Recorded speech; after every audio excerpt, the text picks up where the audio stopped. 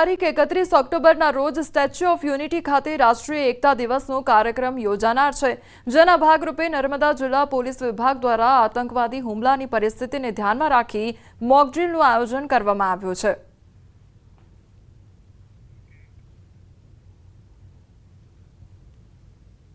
राष्ट्रीय एकता दिवस परेड जो आगामी 31 अक्टूबर को होनी है, उसको मद्देनज़र रखते हुए एक आज विशेष मल्टी एजेंसी मॉक ड्रिल कराएगा, जो बहुत बृहद स्तर पर था और सभी विभाग डिस्ट्रिक्ट के इसमें पार्टिसिपेट किए। निमित्ते एसटी निगमे मुसाफरों माटे विशेष व्यवस्था करी। एसटी निगम 16 થી 19 ઓક્ટોબર દરમિયાન एक्स्ट्रा बसों दौड़ावशे અને સુરતથી 1600 જેટલી બસોનું સંચાલન કરવામાં આવશે। અમદાવાદ, વડોદરા, રાજકોટ, જૂનાગઢ, મહેસાણા, પાલનપુર તેમજ અન્ય વિભાગો મળી મુસાફરોના ટ્રાફિકને પહોંચી વળવા અંદાજે 1000 જેટલી એક્સ્ટ્રા બસો સંચાલન કરાશે। તો દિવાળીના તહેવાર દરમિયાન નિગમ દ્વારા એક્સ્ટ્રા ટ્રીપોનું પણ આયોજન કરવામાં આવ્યું છે। ગ્રુપ બુકિંગ કરાવનારને એસટી આપના દ્વારે યોજના અંતર્ગત મુસાફરોએ જણાવેલ જગ્યાએથી તેમના વતન સુધી પહોંચાડવામાં આવશે।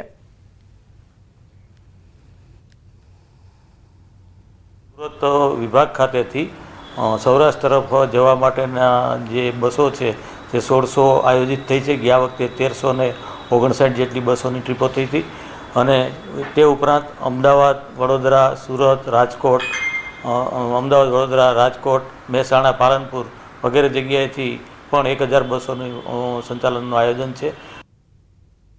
સોનાનો ભાવ 1,33,000 બોલાઈ રહ્યો છે, તો ચાંદીનો ભાવ પણ 1,80,000 પર પહોંચી ગયો છે અને તેમાં પણ આજે પુષ્ય નક્ષત્ર છે।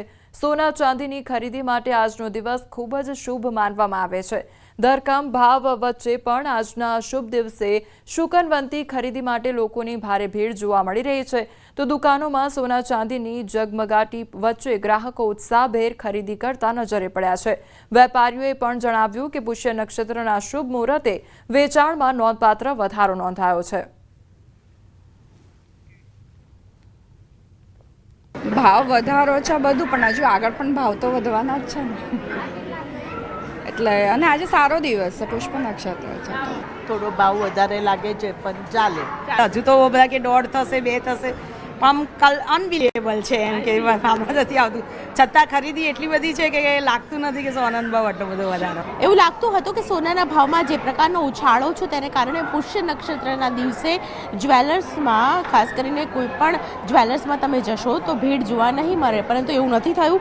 અમદાવાદમાં આપ દ્રશ્યો જોઈ રહ્યા છો, અમદાવાદની અંદર લોકો છે શુકનવંતી ખરીદી કરવા માટે પહોંચ્યા છે અને મોટી સંખ્યાની અંદર ખાસ કરીને લોકો ખરીદી કરતા જોવા મળી રહ્યા છે। આ વખતે પુષ્ય નક્ષત્ર છે તે બપોરે 12 વાગે શરૂઆત તેની થઈ છે અને બુધવારે એટલે કે આવતીકાલે બપોરે 12 વાગ્યા સુધી પુષ્ય નક્ષત્ર છે તે રહેશે। ત્યારે આ પરિસ્થિતિની અંદર આપ જોઈ રહ્યા છો કે સોનાનો ભાવ 1,30,000થી પણ વધારે છે, તે વચ્ચે લોકો ખરીદી કરતા જોવા મળી રહ્યા છે। તો શુકનવંતી ખરીદી કરવા માટે આપ મારી પાછળ પણ જુઓ કે લોકોની મોટી સંખ્યાની અંદર ભીડ જોવા મળી રહી છે। નાનું તો નાનું, પરંતુ આજના દિવસે કશું તો ખરીદવું તેવો ટ્રેન્ડ છે તે આજે પણ માર્કેટમાં જોવા મળી રહ્યો છે અને સોનું ખરીદતા લોકો છે તે ખાસ હાલ જોવા મળી રહ્યા છે। કેમેરા પર્સન શ્રેણિક મહેતા સાથે દીપિકા કુમાર, ન્યૂઝ 18 ગુજરાતી, અમદાવાદ। પ્રધાનમંત્રીએ દેશવાસીઓને સ્વદેશી અપનાવવાની હાકલ કર્યા બાદ પીએમના સપનાને સાકાર કરવા રાજ્ય સરકારે બીડું ઝડપ્યું છે। ત્યારે વડોદરા મનપા દ્વારા શહેરના જુદા જુદા સ્થળો પર સ્વદેશી થીમ સાથે વિવિધ બજાર ઊભા કરવામાં આવ્યા છે। સયાજીગંજમાં સ્વદેશી બજારમાં સૌથી વધુ દેશી બનાવટની ચીજ વસ્તુઓના સ્ટોલ લગાવવામાં આવ્યા છે, જેમાં કપડાથી લઈને જીવન જરૂરિયાતની તમામ વસ્તુઓ મળી રહે તે માટેની વિશેષ વ્યવસ્થા કરવામાં આવી છે। આ બજારમાં રાજ્યના વિવિધ જિલ્લાના કારીગરો અને વેપારીઓએ સ્ટોલ લગાવ્યા છે, તો બજારમાં મોટી સંખ્યામાં વડોદરાવાસીઓ ખરીદી કરવા માટે પહોંચી રહ્યા છે। કે સ્વદેશી વસ્તુઓ અહીંયા મળવાના છે, એ 2-3 દિવસથી આ ચાલુ થવાની અમે રાહ જોયા હતા અને આજે આની પરિવાર સાથે મુલાકાતે આવ્યા છે અને ખરેખર ગુજરાત રાજ્યના અલગ અલગ જિલ્લાઓમાંથી બધા અલગ અલગ જાતની સારી ગુણવત્તાવાળી અને દરેકને પોસાય એવી સ્વદેશી વસ્તુઓના સ્ટોલ છે અહીંયા। હું, મારી દીકરી, મારી પત્ની બધા અહીંયા આવ્યા છે અને ખરીદી કરવાનું મન થાય એવી વસ્તુ લઈને બધા જ અહીંયા બેઠા છે। मेरे ख्याल से यहाँ पर कुछ अलग अलग चीज़ें मिलती है, जो हस्तकला मतलब जो हाथ से चीज़ें बनाई जाती है और यहाँ पर बहुत ही आर्टिशियन सब बहुत ही मेहनत करके बनाते हैं।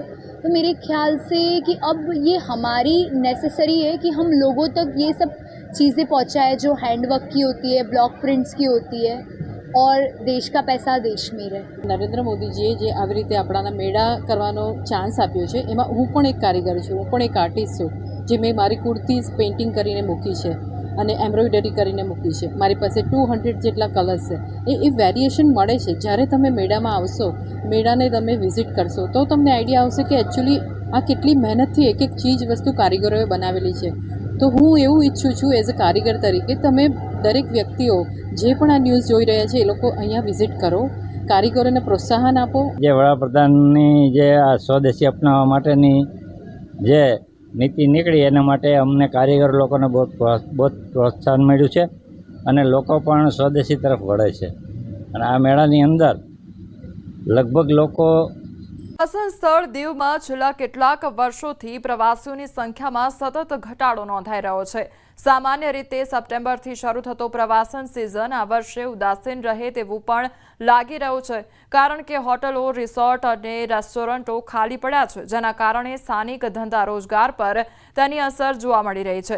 દર વર્ષે દિવાળી અને શિયાળાની રજાઓ દરમિયાન પ્રવાસીઓની ભારે ભીડ જોવા મળતી હતી. આ વખતે દિવાળી વેકેશન દરમિયાન હોટલો અને રિસોર્ટમાં બુકિંગ પણ નથી થયા, જેના કારણે પ્રવાસન ઉદ્યોગ સાથે જોડાયેલા લોકોમાં નિરાશા જોવા મળી રહી છે.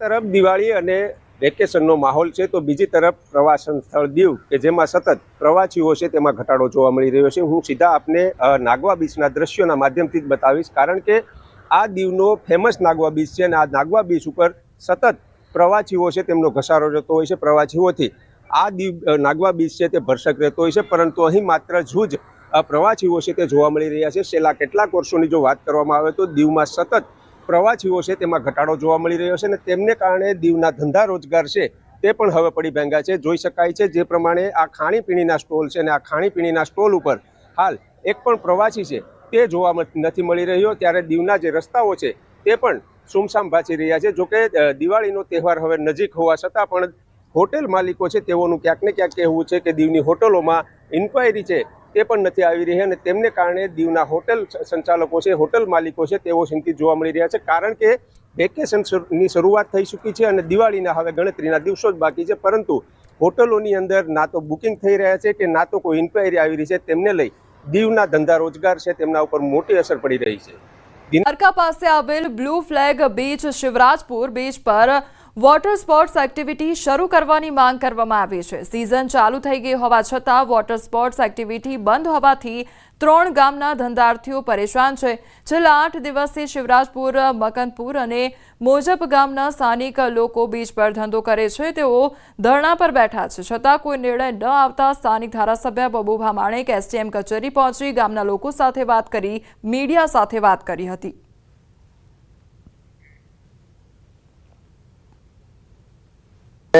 શિવરાજપુર બીચ છે જે એ ખરેખર આખા ઓખા મંડળની રોજીરોટી છે, માત્ર શિવરાજપુર બ્રિજ એટલા માટે નથી.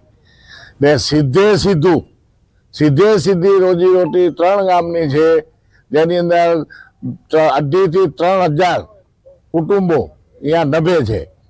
કે મુખ્યમંત્રી પણ ઈચ્છે છે, ધારાસભ્ય પણ ઈચ્છે છે, સંસદ સભ્ય પણ ઈચ્છે છે કે આ વહેલું ચાલુ થાય, કેબિનેટના મંત્રી પણ ઈચ્છે છે કે ચાલુ વહેલું થાય.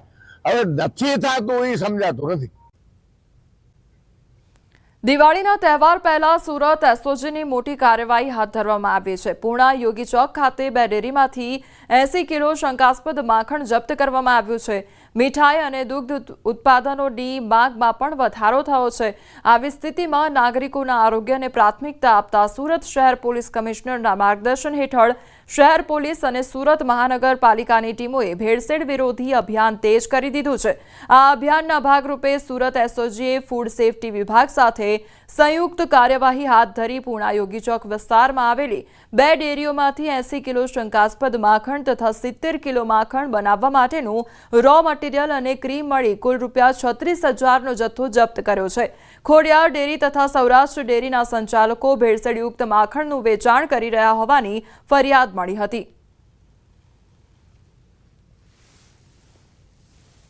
તો સુરતમાં નકલી ચીજ વસ્તુઓની ભરમાર જોવા મળી રહી છે। શંકાસ્પદ નકલી માખણ બાદ નકલી કોસ્મેટિક ઝડપાઈ છે। એલસીબી ઝોન 1 અને પૂણા પોલીસની સંયુક્ત કાર્યવાહી હાથ ધરવામાં આવી છે। ઈ-કોમર્સ વેબસાઇટ પર ઓનલાઈન વેચાણ કરતા 3ની ધરપકડ થઈ છે। પૂણાની રંગ અવધૂત સોસાયટીમાં આવેલ ગોડાઉનમાં છાપો સ્થળ પરથી નકલી કોસ્મેટિક બનાવવા માટે વપરાતા રો મટીરિયલનો જથ્થો જપ્ત, સ્થળ પરથી બ્રાન્ડેડ કંપનીના સ્ટીકર સહિતનો મુદ્દામાલ જપ્ત કરવામાં આવ્યો। તો પોલીસે નકલી કોસ્મેટિકનો જથ્થો, સ્ટીકર, કોમ્પ્યુટર સ્ટીકર છાપવાનું પ્રિન્ટ મળી 12 લાખથી વધુની મત્તાનો મુદ્દામાલ જપ્ત કર્યો છે। આરોપી બાબુભાઈ ઉકાભાઈ ચૌહાણ, નીરલ બાબુભાઈ ચૌહાણ તેમજ સિદ્ધાર્થ બાબુભાઈ ચૌહાણની ધરપકડ કરી વધુ તપાસ પૂણા પોલીસે હાથ ધરી છે।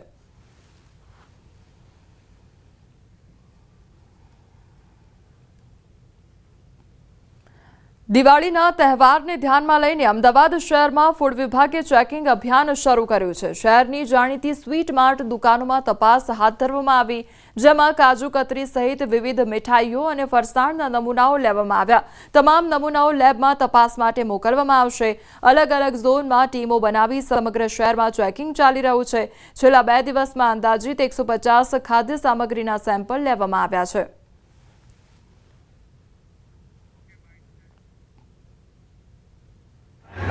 મીઠાઈનું વધારે પ્રમાણમાં વેચાણ થતું હોય છે, જેના અનુસંધાનમાં અમદાવાદ મ્યુનિસિપલ કોર્પોરેશનની ફૂડ વિભાગની ટીમ દ્વારા અલગ અલગ મીઠાઈ બનાવતા, નમકીન બનાવતા, બેકરી પ્રોડક્ટ બનાવતા જે કારખાના અથવા વેચતા વેપારીઓ છે ત્યાં હાલ ચેકિંગ હાથ ધરાઈ રહ્યું છે અને જરૂર જણાય તો ત્યાંથી તહેવારોમાં સાવધ રહેવાની જરૂર છે। તંત્રની સાથે આપણે પણ સતર્ક રહેવું જરૂરી છે।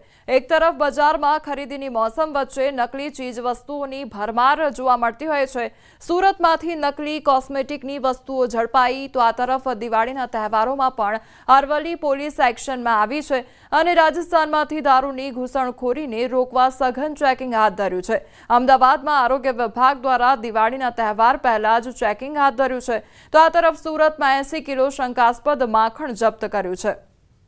ની આસપાસ રાજ્યમાં નશીલા પદાર્થોની હેરાફેરી ન થાય તે માટે અરવલ્લી પોલીસ એક્શન મોડમાં આવી ગઈ છે। ગુજરાત રાજસ્થાન બોર્ડર વિસ્તારમાં 20થી વધુ ચેકપોસ્ટ પર કડક તપાસ હાથ ધરવામાં આવી છે।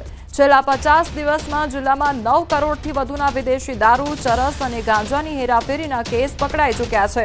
પોલીસ અધિકારીઓની અલગ અલગ ટીમો બનાવી વાહન ચેકિંગની પ્રક્રિયા વધુ કડક બનાવવામાં આવી છે। અત્યારે જિલ્લામાં ટોટલ 20 ચેકપોસ્ટ અલગથી ઊભી કરવામાં આવી છે। આ 20 ચેકપોસ્ટથી અલગ અલગ પ્રકારની ટીમોથી અને આ 20 ચેકપોસ્ટથી અમે અત્યાર સુધીમાં 9 કરોડથી વધારે રકમનો જે પ્રોહિબિશનનો મુદ્દામાલ છે એ પકડ્યો છે। સાથે સાથે 3 મોટા કેસ અમે જે નશીલા પદાર્થોના છે, એટલે કે હેરોઇન, બ્રાઉન સુગર અને ગાંજો એના અમે કરેલા છે અને એ પ્રવૃત્તિ અત્યારે અમદાવાદમાં ગટરમાં પડી જતા યુવકનું મોત નિપજવાનો મામલો સામે આવ્યો છે। ઉસ્માનપુરા અંડરપાસ પાસે ચાલી રહી છે કામગીરી દરમિયાન એક યુવક ગટરમાં પડી જતા તેનું મોત નિપજ્યું છે। ફાયર વિભાગે મૃતદેહને બહાર કાઢ્યો તો મૃતક મૂળ ઉત્તર પ્રદેશનો રહેવાસી હોવાનું સામે આવ્યું છે।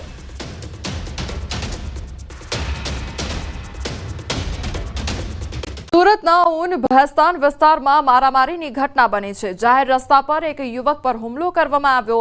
અચાનક આવી એક શખ્સે મારામારી કરી તો ઘટનાના સીસીટીવી ફૂટેજ સામે આવ્યા છે। જૂના ઝઘડાની અદાવતને લઈને મારામારી કરવામાં આવી છે તો પોલીસે આરોપીને ઝડપીને કાર્યવાહી હાથ ધરી છે। આરોપી માથાભારે અને તકરારી સ્વભાવનો હોવાનું સામે આવ્યું છે।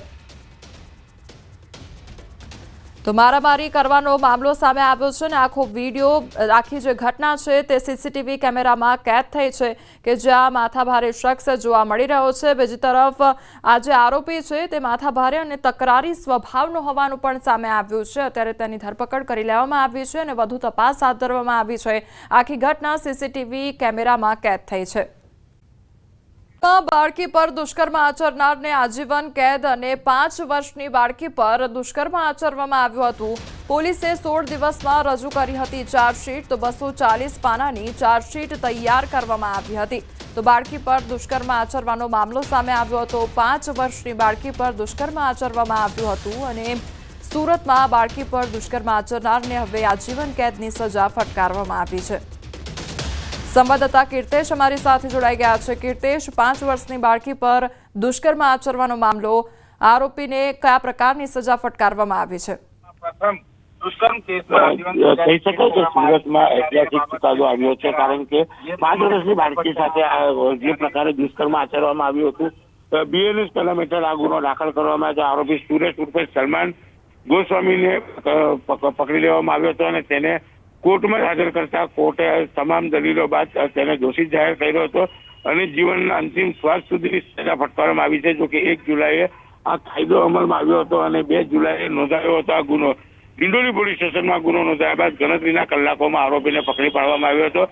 16 દિવસમાં 240 પાનાની ચાર્જશીટ તૈયાર કરવામાં આવી હતી। 25 સાક્ષીઓના નિવેદન લેવામાં આવ્યું હતું અને જે પ્રકારે જ્યારે આરોપીને સજા ફટકારવામાં આવી છે ત્યારે છેલ્લા શ્વાસ સુધીની સજા સાથે 10,000નો દંડ અને જો દંડ ના ભરે તો વધુ 2 વર્ષની સજા વધારી આપવા માટેનો હુકમ કોર્ટે કર્યો છે। જે કીર્તેશ, સમગ્ર માહિતી બદલ આપનો આભાર। દિવાનપરામાં આગની ઘટનાનો મામલો સામે આવ્યો છે। ચીફ ફાયર ઓફિસરે કર્યો છે ખુલાસો, તો બિલ્ડિંગમાં ફાયર સેફટીના સાધનો ન હોવાનો ખુલાસો કરવામાં આવ્યો છે। બિલ્ડિંગના ઉપરના માળે બનાવેલો જે ડોમ હતો તે પણ ગેરકાયદેસર હોવાનું સામે આવ્યું છે। ચીફ ફાયર ઓફિસરનું નિવેદન સામે આવ્યું છે। કોઈપણ પ્રકારની ફાયર સેફટીના સાધનો ન હતા। માત્ર 4 મિનિટમાં ફાયર ટીમ પહોંચી હતી। તો ગીચ વિસ્તારમાં બિલ્ડિંગ હતી એટલે આગને કાબૂમાં લેવા માટે તકલીફ પણ પડી હતી। ફાયર વિભાગ આ અંગે કડક કાયદેસરની કાર્યવાહી કરશે તેવું કહેવામાં આવ્યું છે। તો અન્ય જગ્યાઓ પર પણ ફાયર સેફટી અંગે તપાસ થશે તે પ્રકારનું નિવેદન આપવામાં આવ્યું છે। તો દિવાનપરા વિસ્તારમાં આગ લાગવાની આ ઘટના સામે આવી અને ત્યારબાદ તપાસ કરવામાં આવી તો એક બાદ એક ખુલાસા થયા છે। જે ફાયર સેફટીના સાધનો હોવા જોઈએ તે સાધનો પણ નહોતા। આ સાથે જે ઉપરનો માળ બનાવવામાં આવ્યો હતો તે પણ, જે ડોમ બનાવવામાં આવ્યો હતો તે પણ ગેરકાયદેસર હોવાનું સામે આવ્યું હતું। તો તમામ જે તકેદારી છે અત્યારે રાખવામાં આવી રહી છે। બીજી તરફ તપાસ પણ કરવામાં આવી રહી છે। ફાયર સેફટી અંગે જે અન્ય સ્થળો છે ત્યાં આગળ પણ તપાસ હાથ ધરવામાં આવી છે। ફાયરને લગતી ખામીઓ જોઈએ તો પહેલા તો ત્યાં ફાયર સેફટીના સાધનો નહોતા, બરોબર, અને બહુ સાંકડા વિસ્તારમાં બિલ્ડિંગ આવેલું હતું એટલે ફાયર બ્રિગેડને જે આગ લાગેલી હતી એ પણ બુઝાવવામાં ખૂબ સારી એવી જહેમત ઉઠાવી પડી। હવે સફાઈ કામ ચાલુ હતું ત્યારે એક મેગ્નેટ મશીન અમારું પોલિશિંગનું ચાલુ હતું છેલ્લા કામ માટે, એ ક્લીન કરીને કરતા હતા। એમાં સ્પાર્કિંગ થયું અને એમાંથી ધુવાણા એકદમ નીકળ્યા અને એ જોવા ગયા અને પાણી છાંટવા ગયા તો એમાંથી એકદમ આગ નીકળી। સિરપને લીધા બાદ 2 બાળકોની તબિયત લથડવાનો મામલો સામે આવ્યો છે। ઘટના બાદ જિલ્લા આરોગ્ય તંત્ર દોડતું થયું છે। PSI દ્વારા સિરપની બોટલ તપાસ અર્થે લેબમાં મોકલવામાં આવી છે। તો બાળકોને સિરપ આપનાર તબીબને કસ્ટડીમાં લેવામાં આવ્યા છે। સારવાર કરતા તબીબનો જવાબ લેવામાં આવ્યો છે। તો સિદ્ધપુરના ડોક્ટર અશ્વિન ધમપુરી ગામમાં પ્રાઇવેટ ક્લિનિક ચલાવે છે। ડોક્ટર અશ્વિને સોડેક્સ DC નામની કફ સિરપ બાળકોને આપી હોવાનું પ્રાથમિક તારણ છે। આરોગ્ય વિભાગ અધિકારીઓ પહોંચ્યા છે પ્રમુખ સ્વામી હોસ્પિટલ। બંને બાળકોની તબિયતની ચકાસણી કરી રિપોર્ટ તૈયાર કરવામાં આવ્યા છે। ડ્રગ્સ વિભાગના અધિકારીઓ પણ સ્થળ સેમ્પલ લેવા માટે પહોંચ્યા છે। બાળકોને આપવામાં આવેલી કફ સિરપ વિશે માહિતી મેળવવાનો પ્રયાસ શરૂ કરવામાં આવ્યો છે। આરોગ્ય અધિકારીએ કહ્યું છે કે કસૂરવારને છોડવામાં નહીં આવે તો તબીબી અને તકનીકી બંને સ્તરે તપાસની કાર્યવાહી ચાલુ છે। આજરોજ તપાસમાં પીડિયાટ્રિશિયન બાળરોગ નિષ્ણાંત છે એની મુલાકાત પણ લીધી છે। બાળકોની રૂબરૂ મુલાકાત લેતા બંને બાળકો બિલકુલ સાજા છે, એમને કોઈ તકલીફ નથી અને આ બાબતમાં જે પણ કાર્યવાહી સરકારશ્રીના નિયમ પ્રમાણે કરવાની હોય એ અમે કરી રહ્યા છીએ।